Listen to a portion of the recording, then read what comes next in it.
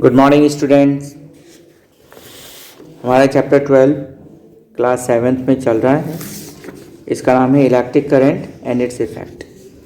Electric current क्या होता है, इलेक्ट्रॉन्स क्या होते हैं, सेल का सिंबल, बैटरी का सिंबल, वायर का सिंबल और different type of symbols, resistance, इसकी units, conductor, poor conductor, good conductor, insulators, ये डिफरेंट टाइप की चीज़ें हमने पिछले वीडियो लेक्चर में कवर कर ली थी। बैटरी क्या होती है, किस तरह से हम सेल्स को अरेंज करके बैटरी बना सकते हैं, 2 सेल बैटरी, 3 सेल बैटरी, ठीक है, open circuit, close circuit, open switch, close switch, circuits, ये सारी चीज़ें हमने पिछले लेक्चर में समझी थी।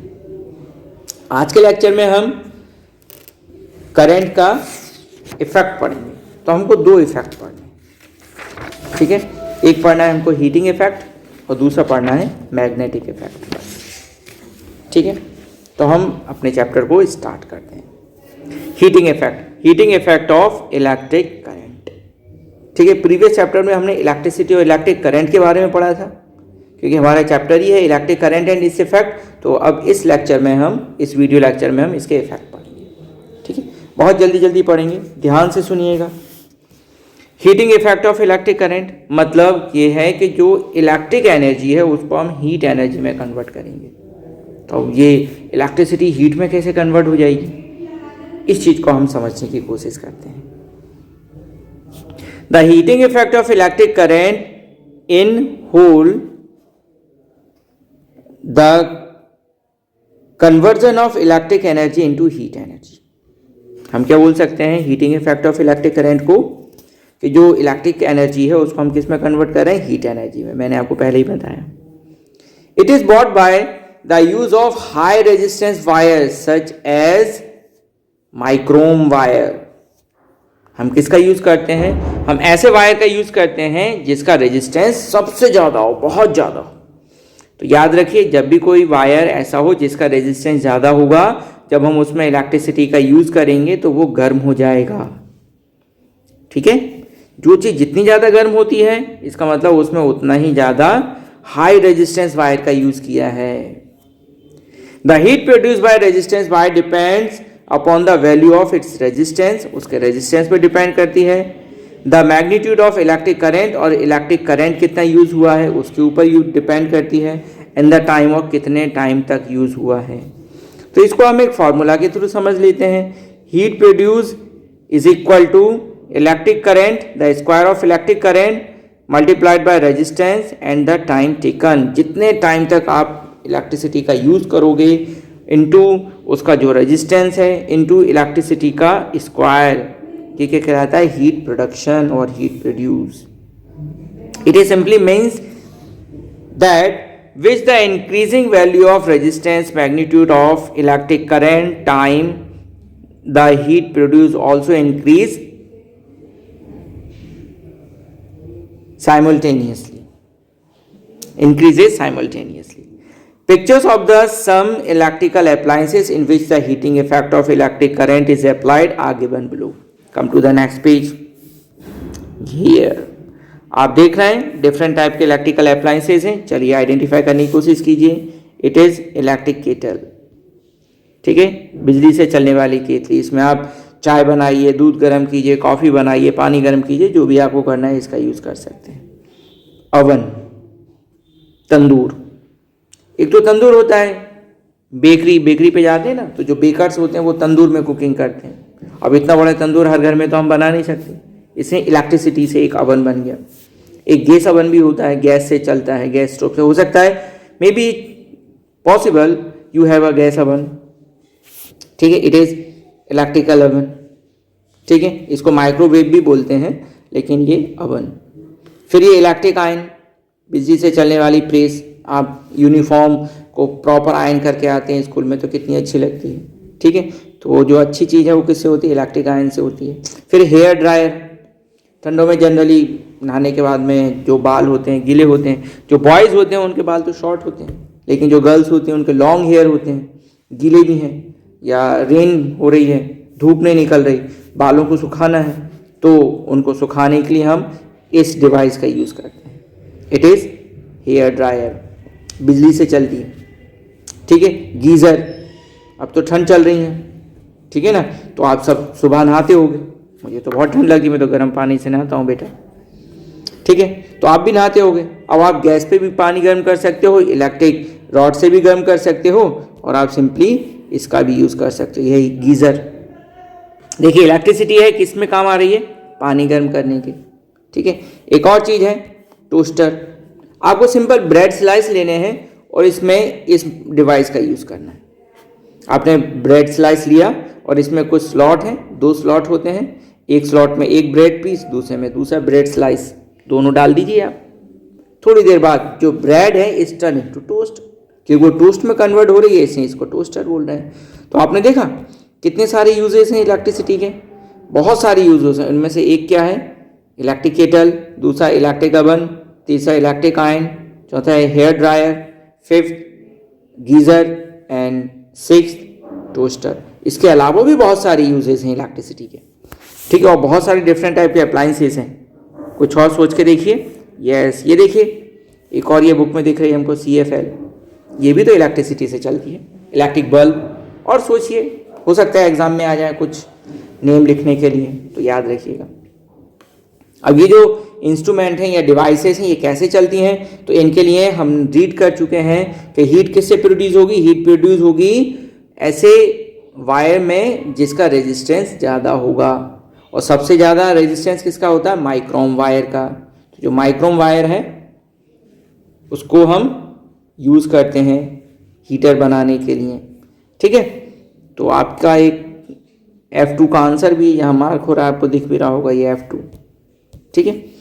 तो लॉन्ग एंड थिक वायर है हायर रेजिस्टेंस। याद रखिए, अगर वायर लंबा होगा तो उसका रेजिस्टेंस ज़्यादा होगा, और मोटा होगा तो उसका रेजिस्टेंस ज़्यादा होगा।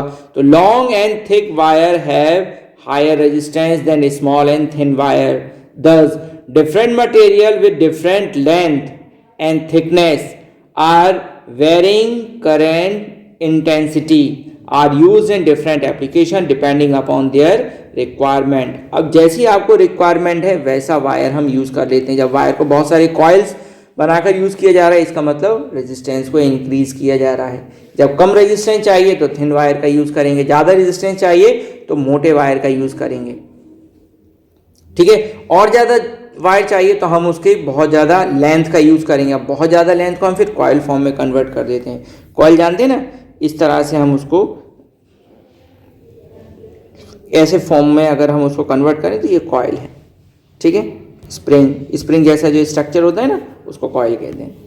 इन this case of heater, electric iron ETC, nichrome is used in the element. Coil भी बोलते हैं, प्रेस की कॉइल खराब हो गई, actually it is called element. In the element as it's offers large resistance and gets heated when current flow through it, ठीक है। तो इन अप्लायंसेस को चलाने के लिए हम नाइक्रोम वायर का यूज़ करते हैं।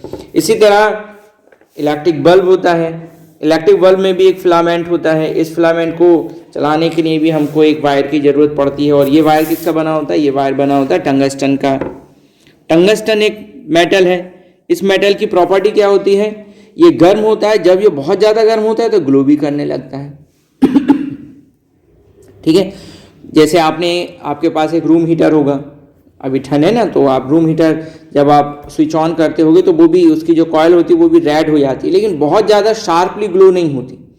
लेकिन अगर हम इलेक्ट्रिक बल्ब की बात करें तो जो टंगस्टन वायर होता है, जब वो गर्म होता है तो वो गर्म भी होता है और ग्लो भी करता है। तो इसके लिए हम जो बल्ब है, बल्ब का जो फिलामेंट है वो किसका बना होता है, टंगस्टन वायर का बना होता है। इसकी property, when it's gets heated it's also glow. जैसे ये गर्म होता है ये चमकने लगता है, ग्लो करने लगता है, ठीक है। तो ये इलेक्ट्रिक बल्ब है। इलेक्ट्रिक बल्ब भी किससे चलता है, इलेक्ट्रिक बल्ब भी इलेक्ट्रिसिटी से चलता है, और इसमें भी वायर का यूज़ कर रहे हैं जिसका रेजिस्टेंस है ज़्यादा, रेजिस्टेंस वायर है, ठीक है। चलिए नेक्स्ट पेज पे आ जाते हैं। अब देखिए, जो वायर्स होते हैं उसमें आपने कुछ डिफरेंट कलर देखे होंगे। कोई रेड कलर का होता है, कोई ब्लैक कलर का होता है, कोई ग्रीन कलर का होता है। इन कलर से क्या मतलब है, तो कलर से क्या मतलब है, हमेशा याद रखिए, जनरली ऐसा ही होता है, अगर कोई इलेक्ट्रीशियन आपके घर आ रहा है और वो वेल एजुकेटेड इलेक्ट्रीशियन है तो वो यही कलर यूज करेगा। कौन कौन से कलर यूज करेगा? Red. Red wire is live wire. Live wire means इसमें करंट है, अगर हम इसको टच कर लेंगे तो we will get shock, electric shock. ठीक है। दूसरा black wire, black it is neutral wire. ठीक है, जो ब्लैक वायर है ये वाला सेकंड वन, ब्लैक वायर ये न्यूट्रल होता है। रेड वायर फर्स्ट वाला ये लाइव होता है। फिर एक ग्रीन वायर होता है, ये अर्थ वायर होता है। अर्थ वायर का क्या यूज है? अगर मान लीजिए कोई अप्लायंसेस में करंट आ गया, ठीक है, कोई वायर का मिक्स फंक्शनिंग हो गई या मिस फंक्शनिंग हो गई, तो वो अर्थ वायर क्या करेगा? उसके पूरे करंट को कैच करके अर्थ में ट्रांसफर कर देगा और इससे क्या होगा? हम बच जाएंगे। किससे बच जाएंगे? इलेक्ट्रिक शॉक से बच जाएंगे, जो करंट लग सकता है हमको। ठीक है। फिर क्या है, यहाँ आपकी बुक में कुछ इलेक्ट्रिक सेफ्टी साइंस बने हुए हैं। ठीक है, हर एक साइन का एक स्पेशल मीनिंग है। डेंजर, फर्स्ट वाला डेंजर के लिए है, डेंजर हाई वोल्टेज। दूसरा danger electric shock risk. Third danger bio hazard, warning. Fourth one, fifth भी डेंजर है, explosive material.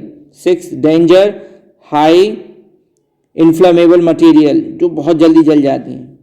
Next danger high inflammable gas. Warning corrosive substance, acid और alkaline. Danger toxic chemicals. ठीक है, और फिर ये जो टॉक्सिक केमिकल्स हैं वो भी डिफरेंट टाइप के शो हो रहे हैं। ठीक है, ये सारे सिंबल्स किसके लिए हैं? बताने के लिए। अगर कोई सिंबल बना हुआ है तो आप उससे अवेयर हो जाइए कि आपको क्या करना है, बचना है उससे। ठीक है, चलिए फिर आगे क्या होता है कि हमारा जो घर होता है उसको हम बचाने के लिए कुछ इस टाइप की डिवाइस आपने देखी होगी। आजकल इसकी जगह एमसीबी का यूज़ होता है। ये जो आप पिक्चर देख रहे हैं ये है फ्यूज़। फ्यूज़ क्या काम करता है? जब भी घर में ओवरलोड हो जाए या शॉर्ट सर्किट से बचने के लिए इस डिवाइस का यूज़ किया जाता है। इसका नाम है फ्यूज़। ठीक है, इसमें ये सब चाइना क्ले से बना हुआ पूरा सिस्टम है। ठीक, ये इसका अपर पार्ट है, ये इसका लोअर पार्ट है। इसमें ये कॉन्टैक्ट बने हुए हैं और इसमें ये पिंस बनी है। ये पिंस से एक वायर कनेक्ट होता है और इसको इनमें इंसर्ट कर देते हैं। ठीक है, यहाँ पर इसको इंसर्ट कर दिया जाता है तो ये कपल हो जाता है। ठीक है, नेक्स्ट पेज पे हम देखेंगे किस तरह इनकी कपलिंग हो रही है। ठीक है, तो इस डिवाइस को बोलते हैं फ्यूज़। हमने उसमें भी देखा था न्यू वर्ड में। तो फ्यूज़ क्या होता है? A fuse is a safety device in an electric circuit which prevents short circuit. It is actually the weakest part of the circuit which melt and breaks the electric circuit in case of an overload. Overload क्या होता है? Simple सी बात है, अगर मान लीजिए आपका wire है और इसकी जो कैपेसिटी है वो 1 एम्पियर की है, इससे हम इतना करंट ड्रॉन कर रहे हैं कि जो करंट हम इससे ड्रॉन कर रहे हैं वो 3 एम्पियर का है। ठीक है, इसकी कैपेसिटी 1 एम्पियर की है। एम्पियर क्या है? ये करंट की मेजरमेंट है। करंट को हम एम्पियर में मेजर करते हैं। ठीक है, अब मान लीजिए कोई ट्रे है, प्लास्टिक के ट्रे मान लीजिए या बैग मान लीजिए। उस बैग में आप 1 kg मटेरियल को कैरी कर सकते हैं। उसमें कोई 10 कुंटल भर दे तो वैसे तो पॉसिबल है ही नहीं 10 कुंटल, लेकिन अगर सपोज करो 10 kg अगर आप उसमें कैरी करेंगे तो क्या होगा? द बैग विल टर्न, फट जाएगा वो। ठीक है, विल टीयर फट जाएगा। ठीक, तो क्या है, जब भी कोई चीज़ उसकी कैपेसिटी से ज़्यादा होती है तो उसको बोलते हैं हम ओवरलोड। इसी तरह वायर है, वायर की कैपेसिटी है 1 एम्पियर, एम्पियर का सिंबल ए, और इससे इलेक्ट्रिसिटी आप जो ड्रॉन कर रहे हैं ये है सपोज करो 5 एम्पियर। तो कौन ज़्यादा है? जो कैपेसिटी है वो ज़्यादा है या जो ड्रॉन हो रहा है वो ज़्यादा है? ड्रॉन जो कर रहे हैं वो ज़्यादा है। हम इलेक्ट्रिसिटी तो ज़्यादा ले रहे हैं और इसकी कैपेसिटी है कम, तो क्या होगा? ये जो वायर है ये मेल्ट हो जाएगा। इसको बोलेंगे हम ओवरलोड। ठीक है, और इससे बचने के लिए कौन सी डिवाइस काम में आती है? फ्यूज़। फ्यूज़ मेल्ट हो जाता है, जो वायर होता है एक्चुअली वायर मेल्ट होने से बच जाता है। अब आप सोच सकते हैं वायर भी तो मेल्ट हो सकता है, इसी को तो बचाना है। अगर ये जल जाएगा तो आपकी पूरी वायरिंग ख़राब हो जाएगी, फिर आपको दोबारा से वायरिंग करानी पड़ेगी, पैसा भी खर्च होगा उसमें। ठीक है, तो इसलिए हम किसका यूज़ करते हैं, फ्यूज़ का यूज़ करते हैं। और पैसे के साथ साथ हो सकता है घर के कोई अप्लायंसेस में भी आग लग जाए। ठीक है, तो ये इसका इम्पोर्टेंस है। ठीक है बेटा, चलिए आगे। Characteristics of fuse. अब फ्यूज़ की भी कुछ कैरेक्टर्स होते हैं। क्या होता है, it has a short length wire, छोटा वायर होना चाहिए, with a low melting point. याद रखिए इंपॉर्टेंट पॉइंट, फ्यूज वायर का मेल्टिंग पॉइंट कम होता है। The fuse wire is made up of an alloy, ये अलॉय का बना होता है, containing equal amount of lead and tin. दो मेटल हैं, लेड और टिन, इन दोनों को इक्वल अमाउंट में मिलाने से जो अलॉय बनता है उससे फ्यूज बनाते हैं। It is melt at about 200 degree Celsius, ये 200 डिग्री सेल्सियस पर मेल्ट हो जाता है। सेकेंड प्रॉपर्टी क्या है, fuse wire has higher resistance, इसका मेल्टिंग पॉइंट कम होता है लेकिन रेजिस्टेंस ज़्यादा होता है। And it's temperature rises much faster, और इसका टेम्परेचर बहुत तेज़ी के साथ बढ़ता है, then the connecting copper wire in case of overload. जैसे ही ओवरलोड होगा तो जो फ्यूज वायर है उसका टेम्परेचर बढ़ जाएगा, और टेम्परेचर बढ़ जाएगा तो 200 डिग्री सेल्सियस वो मेल्ट हो जाएगा। कॉपर वायर नहीं जलेगा, उससे पहले ही फ्यूज जल जाएगा। ठीक है, चलिए अब फ्यूज़ को हम कैसे कनेक्ट करते हैं, ये यहाँ इस फिगर में ये कपलिंग दी हुई है, इस तरह से फ्यूज़ को कनेक्ट किया जाता है। उधर आपने ओपन देखा था पेज नंबर 136 पर, यहाँ आप इसकी कपलिंग देख रहे हैं। अब इसमें आप क्या देख रहे हैं, फ्यूज़ वायर व्हेन कनेक्टेड। अब इसमें कनेक्टेड बताइए, एक लाइन देख रहे हैं, ये फ्यूज़ वायर कनेक्ट है, और यहाँ पे फ्यूज़ वायर क्या हो गया, ब्रोकन, टूट गया। ये इस ब्रोकन को ही बोलते हैं हम फ्यूज़ होना, जल जाना। ठीक है, कभी कभी सिंपली बोलते हैं फ्यूज़ उड़ गया, उड़ता नहीं है एक्चुअली, इट इज़ ब्रोकन, टूटा है ये। ठीक है, फिर आजकल कुछ इस टाइप के भी फ्यूज़ यूज़ होते हैं, इसको हम कार्ट्रिज फ्यूज़ बोलते हैं। क्या बोलते हैं, कार्ट्रिज। कार्ट्रिज मतलब खोल, ये खोल में बंद है। ठीक है, एक टाइप की कवरिंग है ये मेटल टर्मिनल है, ये मेटल है, ये भी मेटल है, ये कांच का बना हुआ, ये ग्लास है, और इसके अंदर एक वायर है। अगर आप देख पा रहे हैं तो बहुत हल्का सा वायर इसके अंदर आपको दिख रहा है, लाइट हल्की सी ब्लैक लाइन दिख रही है, ये वायर है। ठीक है, तो ये फ्यूज़ वायर होते हैं डिफरेंट टाइप के, इनको क्या बोलते हैं, इसका नाम है कार्ट्रिज, कार्ट्रिज फ्यूज़।